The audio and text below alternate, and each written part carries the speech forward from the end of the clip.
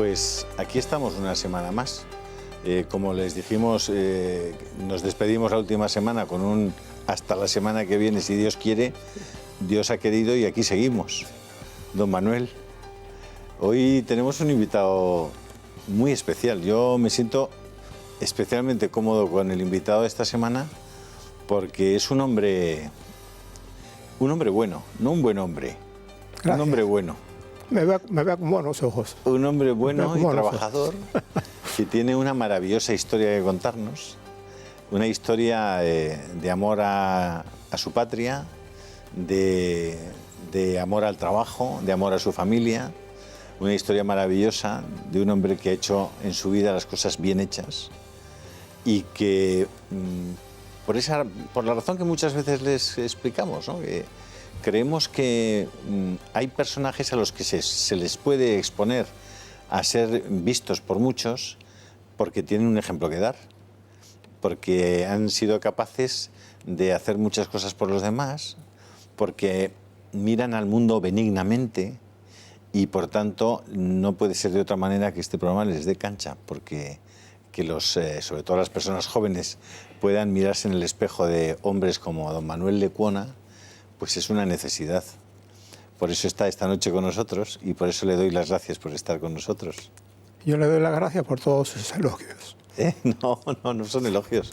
Son es una pura descripción. Son un poquitico pasaditos, pero bueno, No, se lo voy a perdonar. No, se lo agradezco muchísimo. Pero me tiene que empezar por contar un poco del principio de su vida, para que nuestros espectadores se vayan metiendo un poco en harina de quién es Manuel Lecuona, dónde nace, por qué se va a Cuba, por qué se va a los Estados Unidos. Nos tiene que contar muchas cosas de Cuba. Entonces, la familia es española. Su familia es española. Es española de Santander. De Santander. De Santander, sí. Y en La Habana, pues viví prácticamente entre españoles. El colegio donde yo iba eran los Escolapios, que eran un colegio español, prácticamente un colegio español. Había ciertas asignaturas que la daban los sacerdotes y otras asignaturas como la historia de Cuba, por ejemplo, la daban profesores cubanos. Y la verdad que fue un gran colegio al que debo mucho. Porque los Escolapios era una orden cuya central estaba en Cataluña. Sí, los Escolapios lo tienen también en Roma. Es una orden de la Iglesia que está en varios países. Sí. Pero la provincia... Sí, lo que pasa es que en la provincia, como provincia religiosa, Cuba era, como decir, territorio cubano, vaya. Era provincia cubana. Era la provincia andaluza. Catalana, ¿no? Catalana, sí, era catalana. Sí. Y usted siempre dice que sus padres son un poco catalanes. El catalán era un tío mío político que ejerció mucha influencia en mí.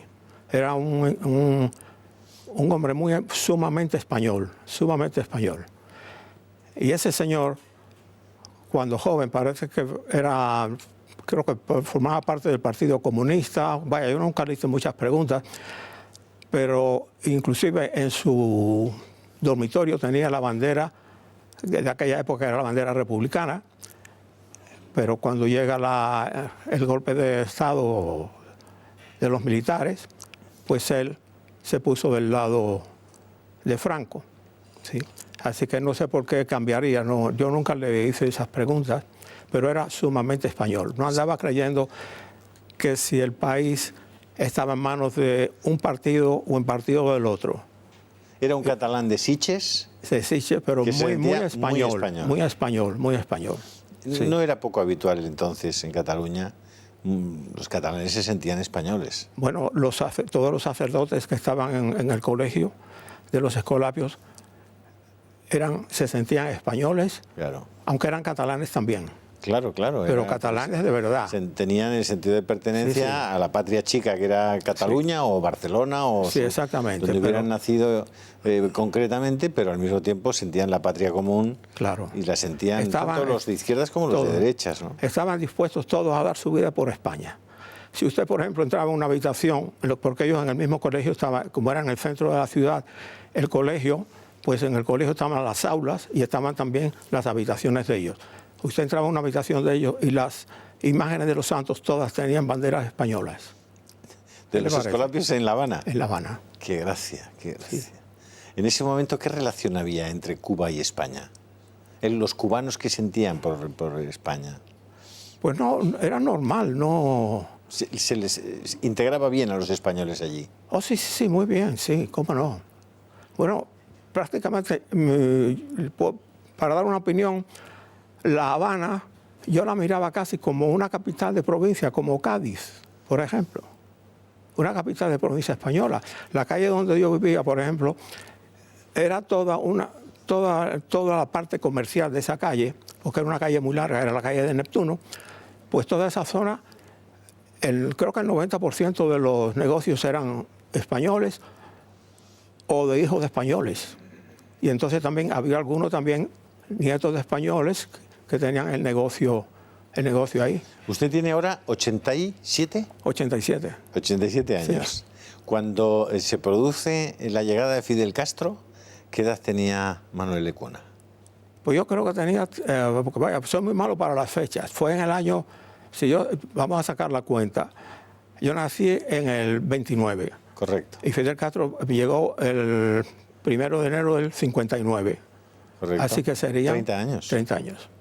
30 años. Sí, yo tenía 30 años. Sí. Pero usted ya no estaba en La Habana cuando entra Fidel Castro. No, yo estaba en La Habana. ¿Todavía estaba en La Habana? Sí, yo me fui casi 2 años y pico después de que o sea, antes de Bahía de Cochinos.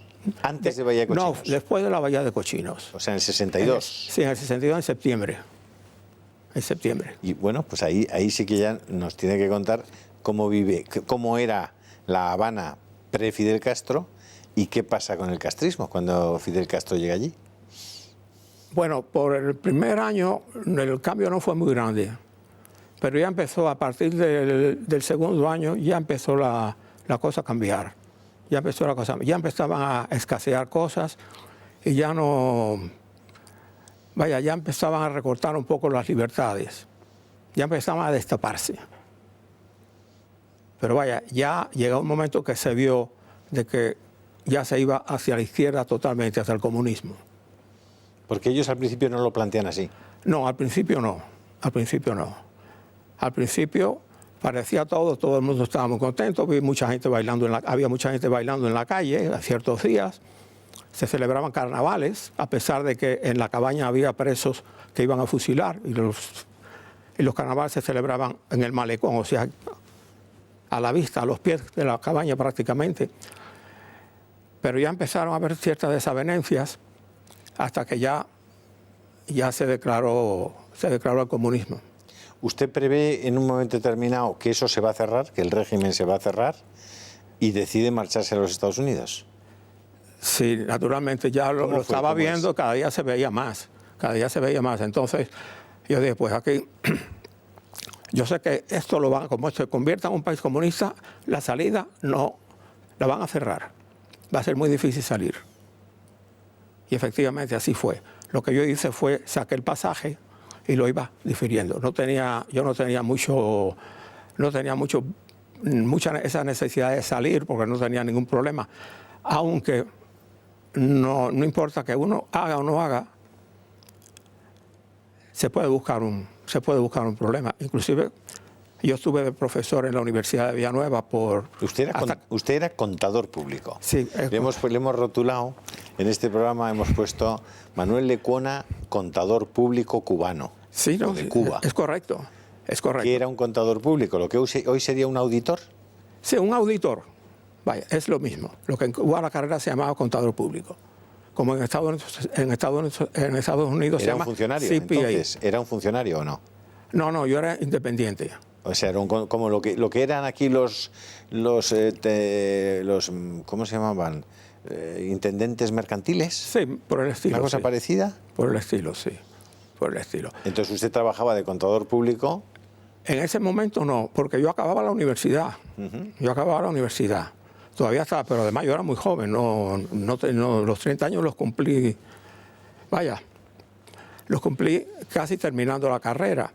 Porque yo empecé la carrera muy tarde porque tenía que trabajar. Me sufragué yo mismo en mi propia carrera. Entonces, pues, ¿cómo le diría? Termino la carrera y ya cuando empezó el problema de Fidel Castro, uno de los profesores que yo tuve se tuvo que ir, que había estado involucrado en la revolución, pero se tuvo que ir. Y entonces un día me llamó y me dijo, mira, esta noche quiero que te hagas cargo de la clase. Digo, doctor, pero ¿cómo se queda con la clase? Dice, mira, tú haces esto y después ya yo te voy a dar unos cuantos libros y ya tú continúas.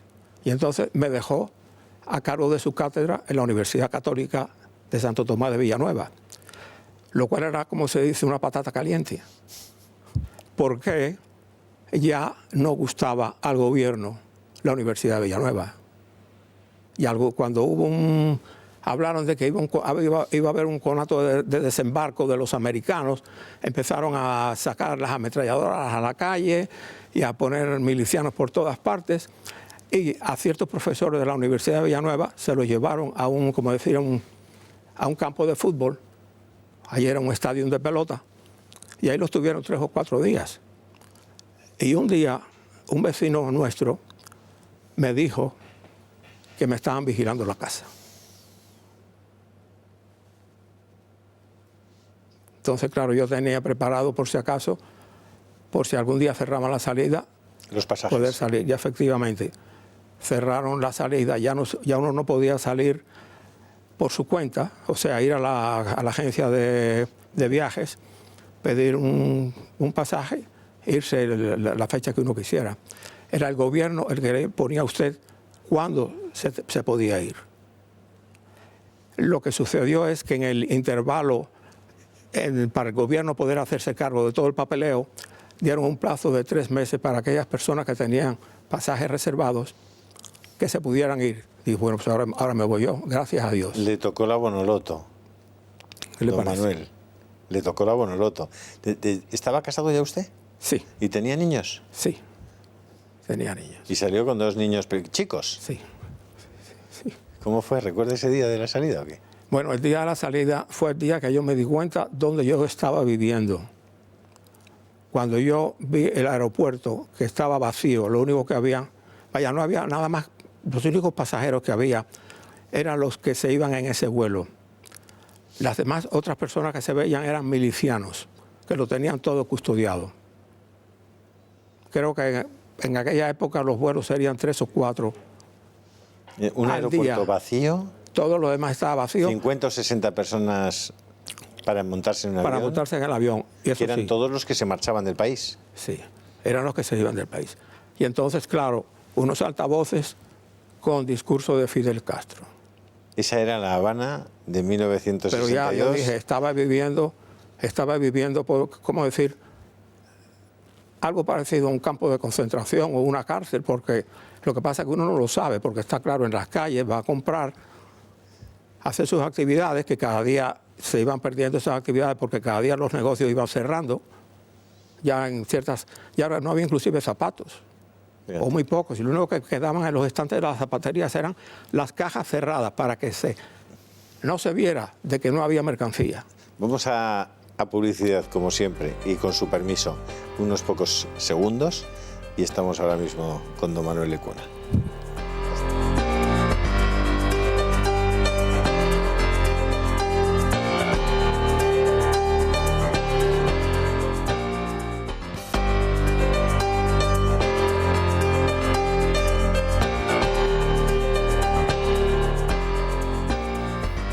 Seguimos charlando con don Manuel Lecuna. Recordaba que hace unos pocos días, bueno, en el anterior, Sí. Ellos sí pudieron, hicimos un debate sobre el franquismo. Sí. Y una de las cosas, la verdad es que fue muy interesante, pienso que una mirada desapasionada a la historia reciente de España es necesaria, porque en general las miradas que ves por ahí son miradas muy apasionadas y a veces malintencionadamente apasionadas. Y yo creo que vale la pena, sobre todo porque la gente joven conozca simplemente la verdad de lo que pasó y la verdad de cómo vivíamos, ¿no? Y me parecía interesante, hablando con Manuel Lecuona, la comparación que existe entre cómo la izquierda española percibe el castrismo y el franquismo, siendo dos personajes que, desde mi punto de vista, en la, digamos, en la consecución de sus fines, fue enormemente distinta. Es decir, Castro deja una Cuba destrozada y sin embargo Franco deja una España con unas clases medias pujantes, con una España que tiene un principio de desarrollo importante, ¿no? No sé cómo lo valora usted, si es comparable la Cuba que usted vivió y el castrismo con el franquismo. ¿Conoce los dos? No es comparable en nada. Mire, una cosa, cuando Adolfo Suárez coge el poder,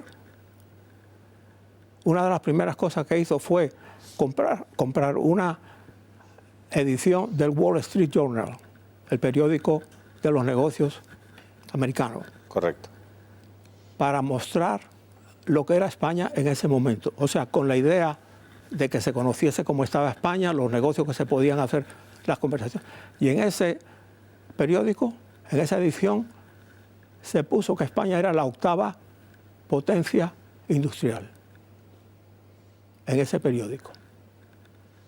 En el año 1978, 77. Sí, efectivamente. Correcto. Bueno, yo tuve ese periódico, lo estuve leyendo. Aparecían los muelles con todos los automóviles ahí. ¿Usted estaba en Filadelfia entonces? Vivía en Filadelfia, sí. Ahí, pero es que lo que es Cuba hoy, porque todavía el sistema sigue ahí, pero de todas maneras, estuve viendo un vídeo hace pocos días de la calle de Neptuno.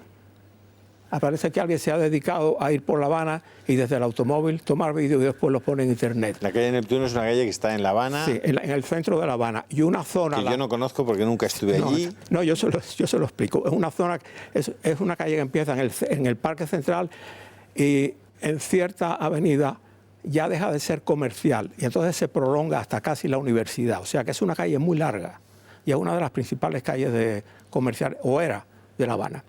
Bueno, pues allí yo viví muchos años. Y viendo lo que estaba en ese vídeo, yo no pude identificar la casa donde yo vivía, ni siquiera por qué manzana iba.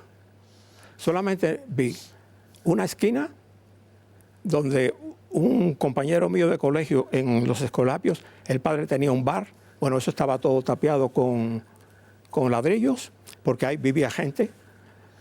Y después otra donde había un edificio muy alto, la calle Galiano, y después seguía la calle para donde yo vivía y yo no encontré, no veía mi casa. Es decir, que de una calle que era floreciente, comercial... Todo era de negocio. De negocios, no queda ni un negocio, están todos cerrados y en esos negocios vive gente. No, en esos negocios, en lo que había negocios, ahora viven personas. Vive gente, en esos bajos. Porque un día llegó el gobierno a La Habana, en La Habana, y se quedó con todos los negocios que estaban ese día. Expropió directamente. Los expropió todo directamente. A los propietarios de los negocios. Imagínese si Franco hubiera hecho eso aquí en España.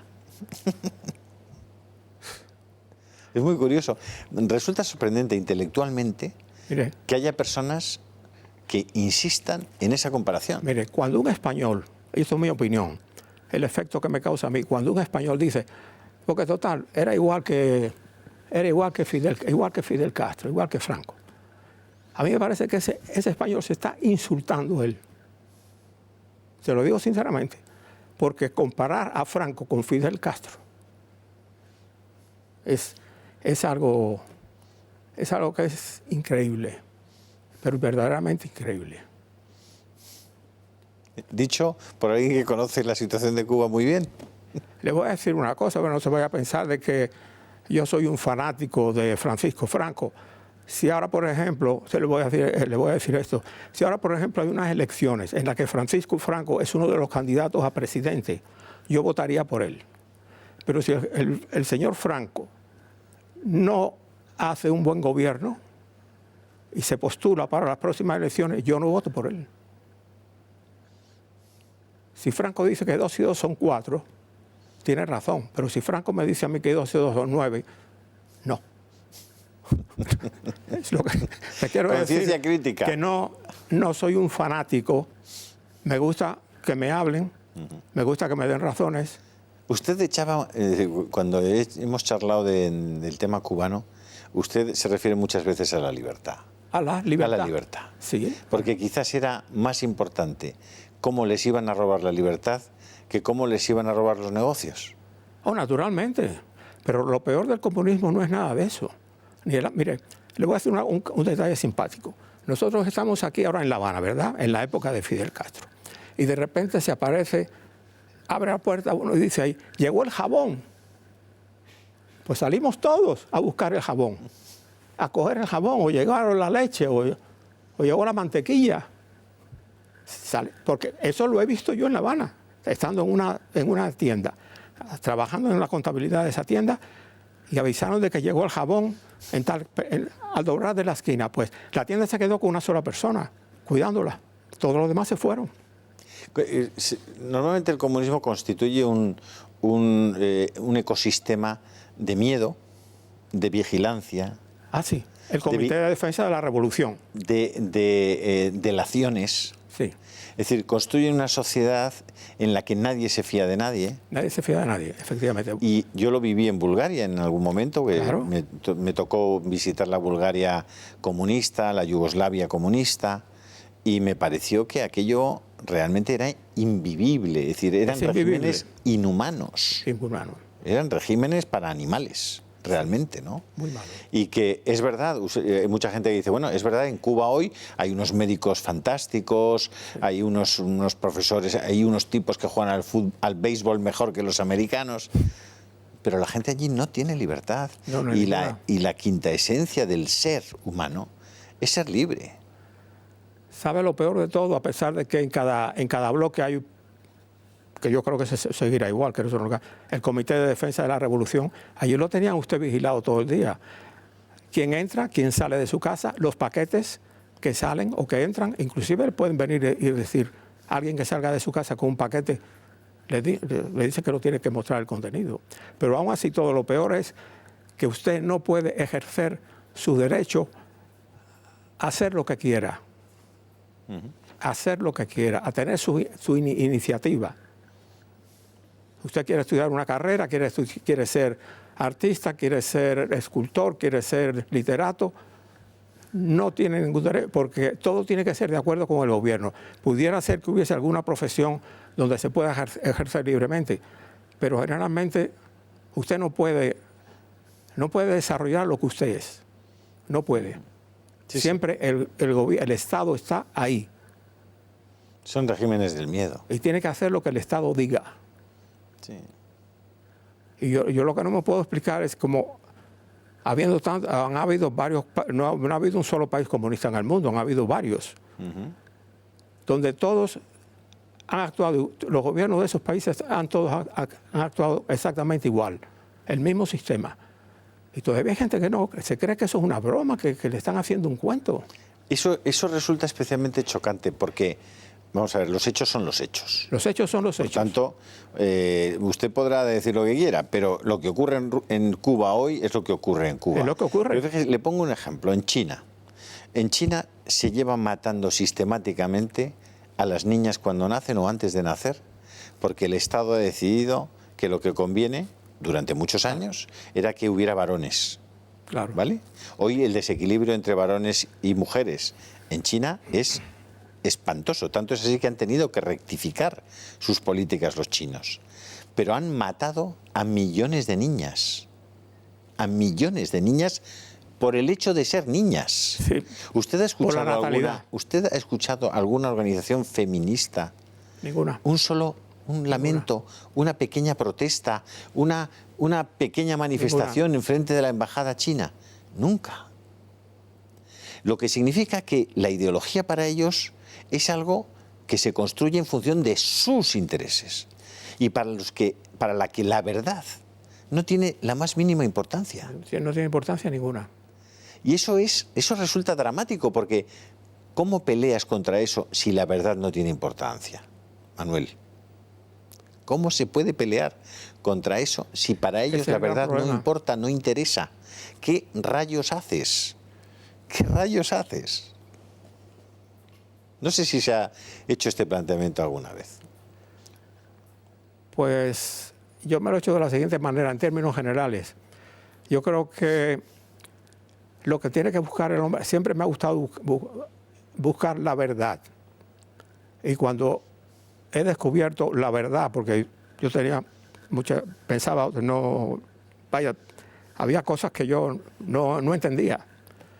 No entendía y no comprendía y me decía, me gustaría saber por qué tal gobernante hizo esto, por qué tal emperador hizo lo otro, qué pasó con esto, qué pasó con lo otro. Y he aprendido mucho. Y entonces eso me ha hecho a mí cambiar, inclusive personas o figuras de la historia que me parecían que eran muy malas, cambiar totalmente. Y eso es lo que hay que buscar, la verdad. Si nosotros buscásemos si existiese la verdad o se buscase la verdad en todas partes, las guerras se eliminaban prácticamente. La verdad y la justicia. O sea, la verdad y de acuerdo con la verdad, aplicar la justicia. Todos íbamos a ser mucho mejores. Estamos de acuerdo. Usted se marcha a vivir a Filadelfia, a los Estados Unidos, sí, en el año 62. Sí. Había estado trabajando en el Hotel Presidente antes, en La Habana, antes de estar en la universidad. Empecé con 14 años. Porque un tío suyo... Sí, porque mi tío pues me llevó a mí para trabajar con él. Y ahí conocí a mucha gente. ¿Y qué hacía en el Hotel Presidente trabajando? Yo de cajero. Entonces era el que preparaba las cuentas de los comensales. O sea, siempre con las perricas. Siempre con las perritas, sí, siempre con las perritas. En Filadelfia también fui tesorero del Círculo Español. ¿Ah, sí? Sí, también. En Filadelfia había el Círculo Español que creo que continúa, no estoy muy seguro porque muchos han muerto. O sea que era usted uno de esos extraños hombres a los que se les podía dejar la caja, que no pasaba nada. Que la caja, cuando uno volvía, sí, seguía gracias ahí. A Dios, sí. Gracias a Dios. ¿Le parece poco en la España que corre hoy y en el mundo que corre? ¿A cuánta gente se le puede dejar la caja cerca? Figúrese, es de pena que sea esa, sí. Da mucha pena. Da mucha pena. Los Estados Unidos, ¿cómo es ese país? ¿Qué es lo bueno y lo malo de los Estados Unidos? Bueno, ¿Y por qué usted se viene a España y no se queda a vivir allí? Sí. Sí. ¿Cómo me dijo qué? ¿Por qué no se queda a vivir en Filadelfia, donde pasa un montón de años, 30 años de su vida? Bueno, porque resulta de que yo allí conocí a la señora que es mi esposa hoy. Y entonces decidimos venir a España porque ella quería volver porque tenía aquí sus padres muy mayores. Pues entonces, vinimos para allá. Pero digamos que la razón no era que los Estados Unidos no era un lugar grato para usted. No, yo estaba muy bien allí. ¿Usted es ciudadano americano? Ciudadano americano. No, yo estaba muy bien ahí. Inclusive después que vine casi iba todos los años. Porque yo tenía algunos clientes, a pesar de que yo trabajaba en una empresa, tenía mis clientes aparte. Y yo me llevaba muy bien con ellos y para mí eran amigos. Y estuve haciendo los impuestos por varios años y claro, me costaba dinero, yo perdía dinero con los viajes. Pero era por ver a los amigos, pero entonces ¿no? También veía a mis hijos, ¿no? Claro. Así que, pues iba, ya lo dejé porque ya muchos de ellos ya fallecían. Me interesa eso de los impuestos. Diga. Me interesa eso de los impuestos. ¿Me interesa? ¿Se pagan muchos impuestos o es verdad que en los Estados Unidos la gente paga menos impuestos que en España? Pues yo no le podría decir exactamente. Tendría que confrontar las escalas para poder decir... ¿Allí hay un impuesto sobre la renta? ¿Cómo no? Y un impuesto de sociedades. También sí. Para los beneficios. El impuesto de sociedades, creo que era una escala en la que creo que era el 20%. No sé si empezaba con un 10 y después se daba un 25 y después un 30. Así, pero generalmente andaba por el 25%. El impuesto de sociedades, Pero ya no aquí. porque yo dejé definitivamente todo eso, lo fui olvidando porque tenía otras actividades aquí que me interesaban mucho. Que le interesaban mucho más. Me ocupaba mucho. Sí, aquí todavía lo que pasa, la cuestión personal, pues yo me tengo que preparar mi impuesto. Claro, O nos tenemos que preparar el impuesto, mi señor y yo. claro. Y tenemos que preparar una declaración de cuentas donde nosotros tengamos firma fuera de los Estados Unidos. Correcto. Sí, que me parece una cosa muy acertada. Yo declaro, inclusive si la cuenta, yo tengo firma en una cuenta que no sea mía, por ejemplo, si usted, yo soy a lo mejor un notario que tengo a cargo ciertos negocios suyos y usted me autoriza a mí que yo firme ciertas cuentas suyas, Sí. yo eso lo tengo que declarar también. Correcto, Tengo que prestar una declaración todos los años. correcto. Así que eso lo tiene muy bien controlado, eso lo tiene muy bien hecho. Los americanos. Sí, lo tienen muy bien. Yo lo encuentro muy bien. Lo Pero encuentro bueno, muy ellos bien. también tienen paraísos fiscales, ¿eh? Sí, tienen en paraísos Delaware, fiscales, sí. Y en Nevada ahora. Pero allí hay que tener muchísimo cuidado. En los Estados Unidos usted puede hacer todo lo que usted quiera. Puede hacer cosas mal hechas. Pero como a usted lo cojan, usted va a la cárcel. Y no va a la cárcel dentro de 10 o 20 años. Va a la cárcel en 4, 5, 6 meses o a lo mejor en una semana, depende. Así que eso yo también lo encuentro muy bien. La justicia funciona más rápido. Sí. Oh, desde luego, no, eso no tiene comparación. Lo de aquí es una burla, por favor. ¿Pero esto qué es? Pero si aquí nunca se termina un juicio. O se demoran 10 años en convocar a un juicio. ¿Pero esto qué es? Eso le A asombra. mí me maravilla porque como yo tengo, por ejemplo, yo puedo decir que tengo tres mentalidades: americano, cubano y español. Entonces ahora le estoy hablando con mentalidad americana. Ahora yo en este momento soy un americano que está hablando con usted, no un cubano que Y a está... un americano que está hablando, ¿qué es lo que más le asombra de España? Aparte de la lentitud en la justicia. De la España de hoy. Bueno, lo que más me asombra de España, ¿sabe qué cosa es? También es otra opinión mía, es lo que aquí se llama democracia. Lo que aquí se llama democracia. Aquí me cuesta mucho creer que esto sea una democracia. Me cuesta mucho creerlo. Lo primero que yo diría es que esto es una partitocracia. Porque aquí es el partido. Allí no, allí son las personas. Cuando yo voto por un senador o por un representante, yo voto por esa persona y cuando tengo un problema yo voy donde esa persona. Y el partido político no puede quitar a esa persona si esa persona no está de acuerdo por alguna ley que el partido quiere que usted apoye. Por ejemplo, algo así como el aborto. Allí un demócrata, no necesariamente si el partido demócrata está con el aborto, el candidato demócrata tiene que hacer lo que le diga el partido y votar por el aborto. Otra cosa que hay aquí, que es también muy mal, el vicepresidente del país. Aquí no se vota por el vicepresidente. Aquí le sucede algo a Rajoy porque por cualquier motivo no pueda seguir gobernando y pone a la señora Sáenz de Santa María. ¿Quién votó por esa señora? Esto que pasó, ese cambalache con otra palabrita cubana, no sé si en español. Cambalache, Pero sí, ese sí. cambalache que se formó aquí con que me dejo de ser el presidente de una comunidad autónoma y me hacen senador. ¿Pero qué es eso? ¿Que le hacen senador? ¿Quién votó por usted? Eso no es democracia. Todos los intereses son los que convengan al partido. Los políticos no están para trabajar para su partido. A los políticos los paga usted y yo, y los que estamos aquí. Ellos son nuestros servidores. Son los servidores del país. Ellos no son, se endiosan. A mí me luce como si al coger yo un gran puesto político me endoso o endioso Dios. y hago todo lo que yo quiera. Eso no es así. Así que no sé si le habré respondido la pregunta. No, me ha respondido perfectamente.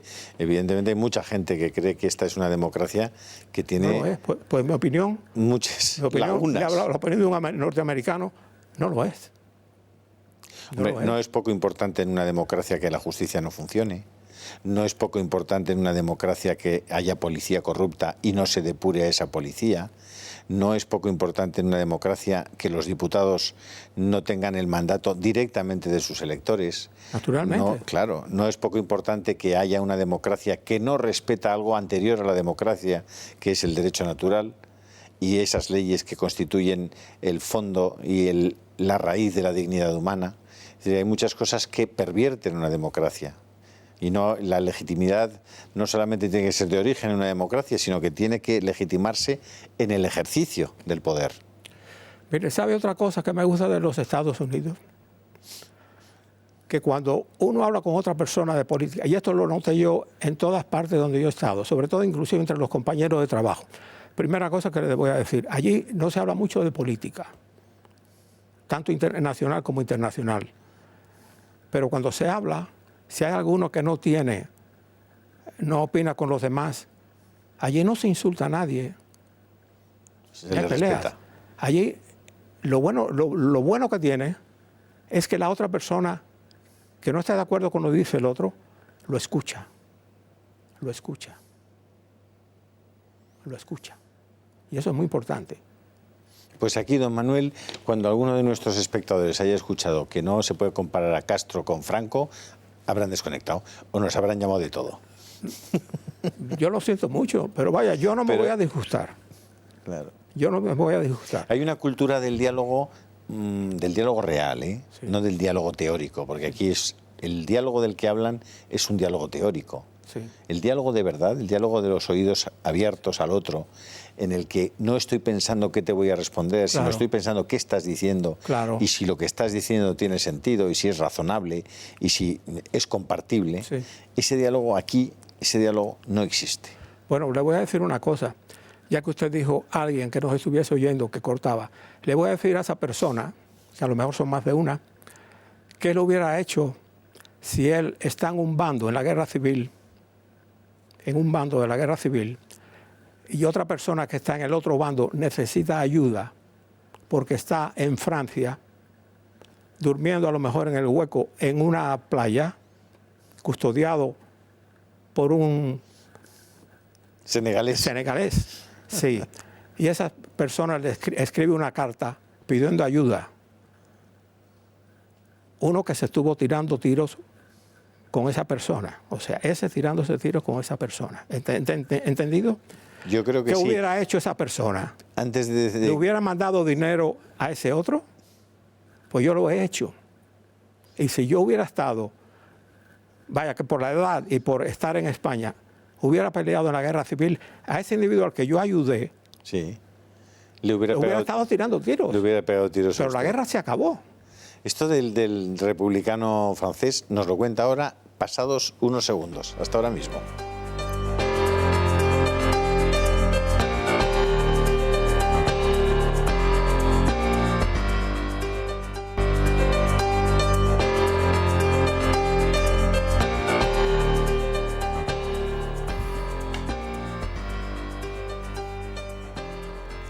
Ya habrán podido comprobar ustedes que la experiencia lúcida y sensata adornan a nuestro personaje de esta noche, a don Manuel Lecuona. Eso es así, don Manuel, lo siento, pero es que nuestros espectadores lo están viendo.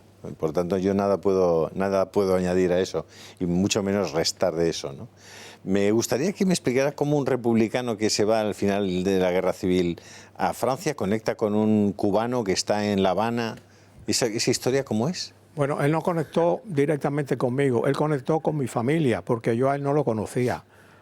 Pero él conocía a mi familia en España. ¿Se va a Francia huyendo al finalizar la guerra? Bueno, no, se fue huyendo, no. Cuando el ejército republicano se retiró por la frontera con Francia, en la zona del Mediterráneo, pues todos salieron, tuvieron que ir a Francia, no tenían otro lugar donde ir. Y Francia los acoge y los mete en playas, ¿no? Los metieron en playas. Sí. ¿Cómo fue eso? ¿Que les hacían una especie de huecos? Bueno, pues según a mí me contaron, pues claro, hacían huecos en la arena y estaban ahí. No sé el tiempo que estarían, no sé cuánto, eso no lo sé porque ya les digo, sé muy poco de eso. Lo que yo sí voy a mirar en los libros de historia de don Ricardo de la Cierva, que creo, que si no recuerdo mal, que habla de ese caso, de ese momento histórico. Francia no trató demasiado bien a los españoles republicanos, ¿eh? Y todavía lo más simpático del caso era que el gobierno francés en aquella época era socialista. Esas cosas. Eso sí es seguro. Eso es seguro. Eso, vaya, lo sé con toda seguridad, porque precisamente hablaban de eso. ¿Y eran custodiados por soldados? Por senegaleses. Sí. Eso me lo dijo, ya les digo, personalmente, un individuo que estuvo ahí. ¿Y a usted le piden ayuda a través de la familia? Sí, bueno, él pidió ayuda a la familia, sí, porque quería irse. Bueno, en ese momento ya no vivía ya estaba viviendo en una casa normal. Vaya, correcto, porque eso no fue desde que estuviesen allí, ¿no? Correcto. Eso fue un tiempo. ¿Cuánto tiempo fue? Eso no lo sé. ¿Y ya se fue a París o...? Puede haber sido 1 mes, 2 meses, 5 meses, más o menos. No, eso yo no lo puedo decir. Pero él quería irse a la Argentina y entonces necesitaba ayuda. Entonces mi familia no lo ayudó, por el motivo que fuese. Pero entonces yo leí la carta y como yo trabajaba con mi tío, no ganaba mucho, porque con el familiar uno no gana mucho dinero. Pero no solamente eso, sino que yo tenía que dar el dinero en la casa, porque nosotros no éramos ricos. Claro. Así que mis posibilidades eran muy pocas. Pues yo lo que hice, le mandaba dinero sin que mi familia lo supiera. Y no sé si se lo dije también, si fue ahora o antes de entrar en el plató, de que él, como no existían comunicaciones de correo postal entre Francia y España, pues lo que él hacía, me mandaba las cartas a su familia, me las mandaba a mí, y yo desde La Habana se las mandaba a él, a España, a la familia de él en España. Por eso yo le digo que yo con ese individuo, si yo hubiese sido mayor, yo hubiese estado en España, yo hubiese estado en el bando, en el bando nacional de Franco. Claro, claro. Y me hubiera estado tirando tiros con él. Claro. Entonces yo quisiera saber si esas personas que cambiarían de canal, a ver si ellos harían eso mismo, si a ellos les sucediese eso. ¿Qué le asombra más o qué le entristece más y qué le alegra más de la España que ve hoy? ¿De la España? ¿Qué ve hoy? ¿La España donde vive ahora? Bueno, lo que me entristece mucho es que el gobierno, o mejor dicho, los gobiernos, no prevén el futuro, no saben lo que ellos hagan, las consecuencias que puede tener para el mañana, para el país.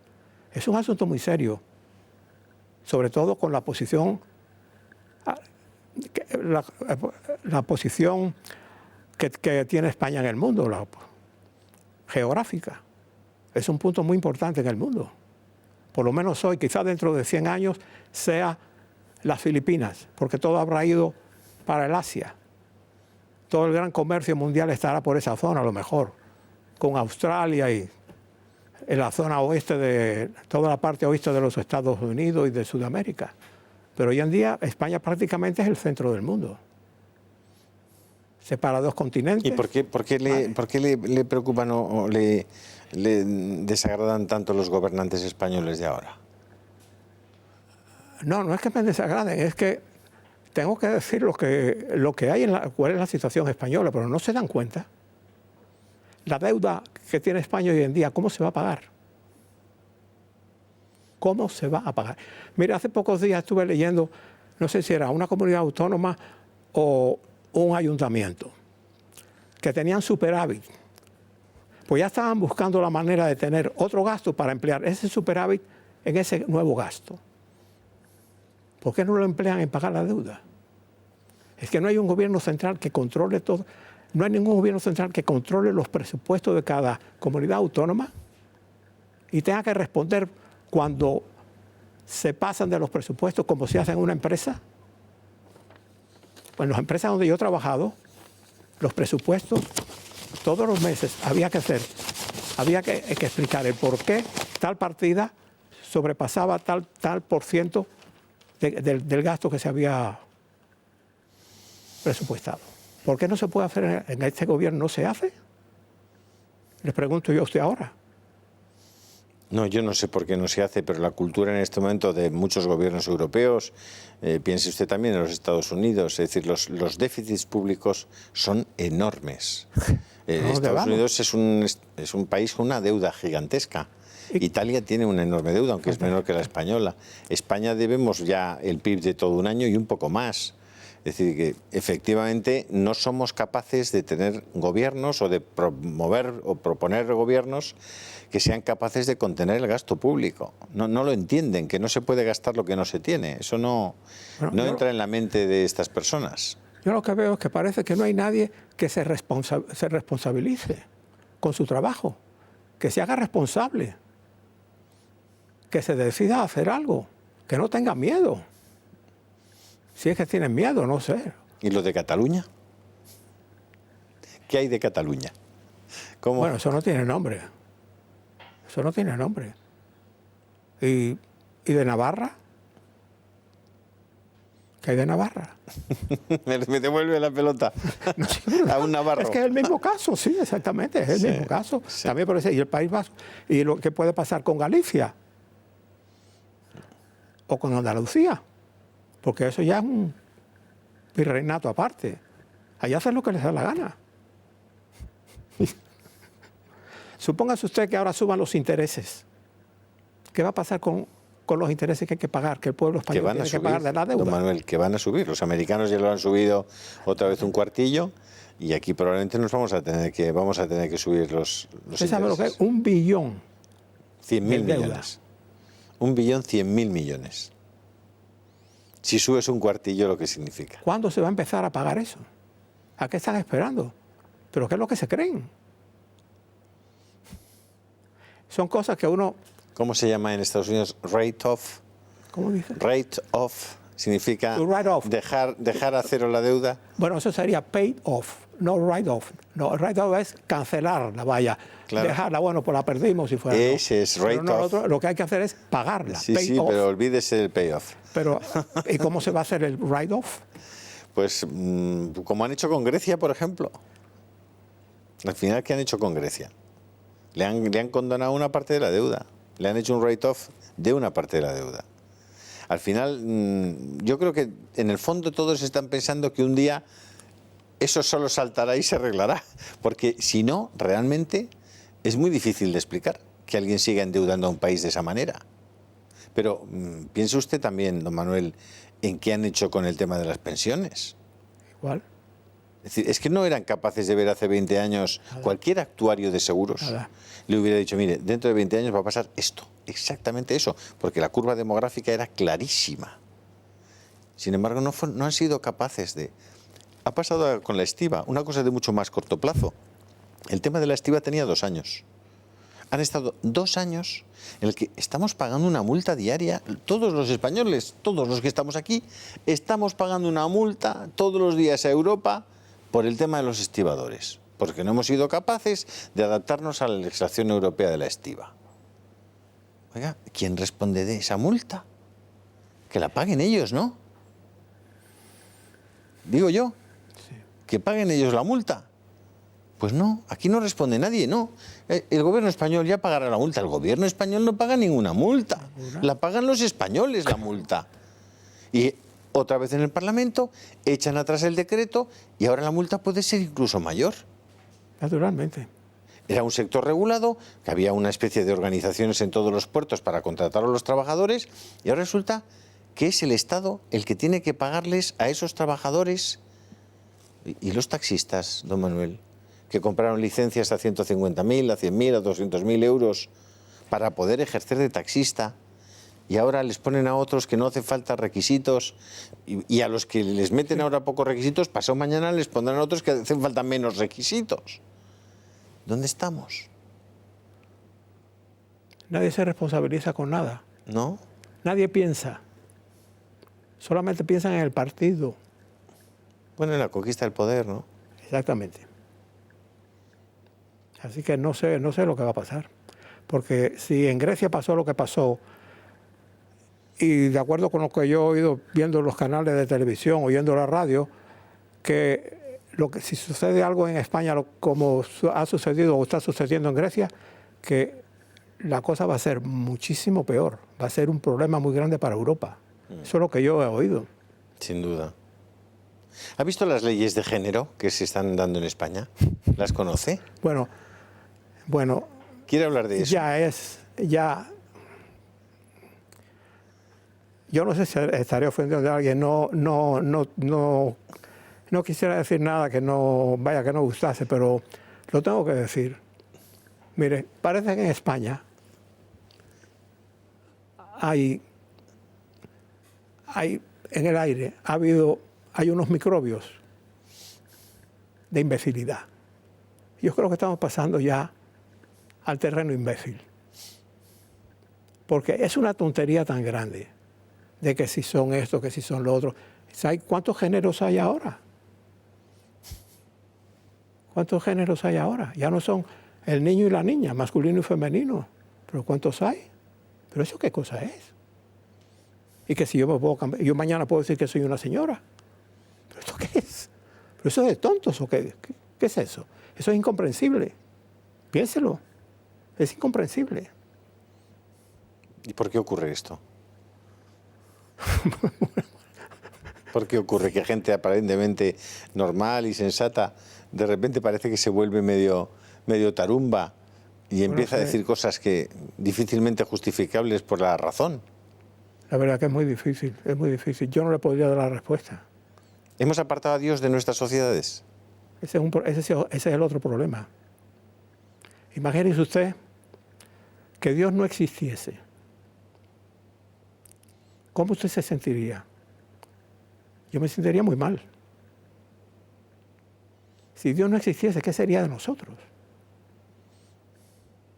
Definitivamente es usted un facha. Perdone que se lo diga diga. Una cosa. O sea, no solamente Castro dicho. era malo, además las leyes de género no están bien, además el del gasto público está desmesurado y además cree en Dios. Es pues usted mire, me alegro que me lo haya dicho. ¿Sabe por qué? Se lo voy a decir por qué. ¿Por qué? Señor, porque yo sé lo que yo soy.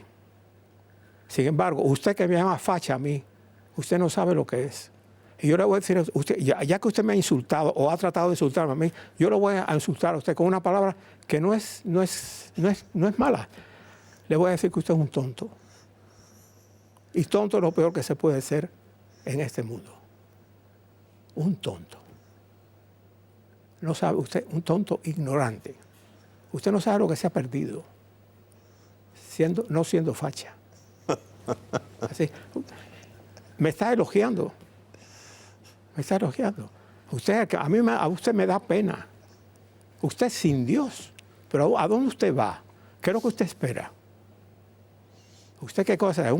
Una cosa que camina en estos momentos, pero que dentro de unos años o dentro de mañana, quién sabe, se vuelve polvo. Pedazos ahí de huesos y materia pútrida. En eso usted se vuelve. Eso es lo que usted quiere ser.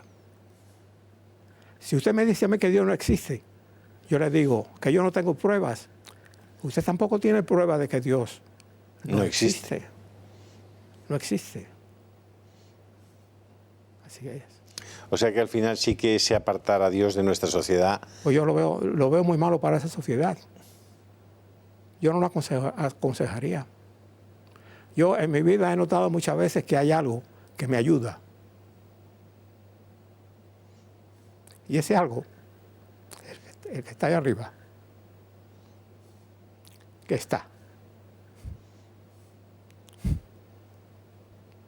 ¿Qué le parece? ¿Por qué le gusta tanto Intereconomía? Porque me decía que usted ve mucho Intereconomía. Pues me gusta Intereconomía. Porque somos fachas también. Pues sí, son fachas, soy facha, sí. Pero yo también soy facha. Así que aquí tontos no hay. Yo creo que vale la pena que exista Intereconomía, ¿no? Sí, yo creo que sí. Y los programas que ustedes tienen de noticias, una cosa que me encanta es que ustedes no solamente dan la noticia, sino que dicen el por qué es lo que pasa detrás de la noticia. Vaya, no es una cosa trivia, de que pongo lo que me conviene y lo pongo por arribita. Y no les interesa que la gente entienda lo que está pasando en tal país o en otro, o en España. No les interesa. Pero ustedes dan la razón de lo que está pasando. Lo discuten. Cuando al decir discutir no quiero decir que discuten peleando, sino como lo emplean los americanos, discutir. La razonan. Estamos hablando como nosotros, por ejemplo, estamos hablando aquí. Uh-huh. Estamos discutiendo los problemas de España, por ejemplo. Correcto. No es pelear. Sí, no, es un... No es pelear. Es un diálogo. No es una discusión de gritos y peleas, de insultos, no, nada de eso. Pues ustedes hacen eso. A mí eso me encanta. Es el único canal, prácticamente el único canal que yo veo. Los demás yo paso. Y si hay algo que me interesa, pues lo dejo, si no lo quito. Pero siempre voy a Intereconomía. Pues me alegra un montón, porque que alguien como usted, con la experiencia que tiene... Y claro, yo tengo que aportar algo. Con la búsqueda de la verdad me gusta, la que usted verdad, practica, seguro. Que vea nuestro canal es un honor, don Manuel. Y no he tenido miedo nunca de cuando tenía alguna duda, si era verdad o era mentira, no he tenido nunca de aceptar la verdad, de buscar la verdad y aceptarla. Si la verdad era muy diferente a lo que yo pensaba, la acepto. No me disgusto por eso, la acepto y doy gracias porque he encontrado la verdad. Y le podría sentir numerosos casos en la historia, numerosos casos. Es una gozada charlar con usted. Y le agradezco. Me alegro mucho que usted lo disfrute. Yo muchísimo. Y espero que nuestros espectadores también hayan tenido la oportunidad de conocer a una persona, lo que antes llamaban una bellísima persona. ¿Se acuerda cuando se describía así? Era una bellísima persona. Pues muchas gracias. Hoy esta noche hemos tenido con nosotros a una bellísima persona que nos ha transmitido sabiduría, de verdad, de la profunda, de la que va a la raíz de las cosas. Solamente he dicho la verdad, solamente. Seguro, seguro. Y cuando es una opinión, la digo una opinión porque puedo estar equivocado. Puedo estar equivocado. Don Manuel, sí. Muchas gracias. Gracias por esa vida de ayuda a los demás y de enseñanza. Ojalá que sea así, porque una de las cosas tristes es que las personas fallecen y toda la experiencia que tienen acumulada en la vida se pierde. Y no debería de ser así. Así es. Es muy triste. Así es, don Manuel. Muchas gracias. Y a ustedes, a todos ustedes, hasta la semana que viene, si Dios quiere.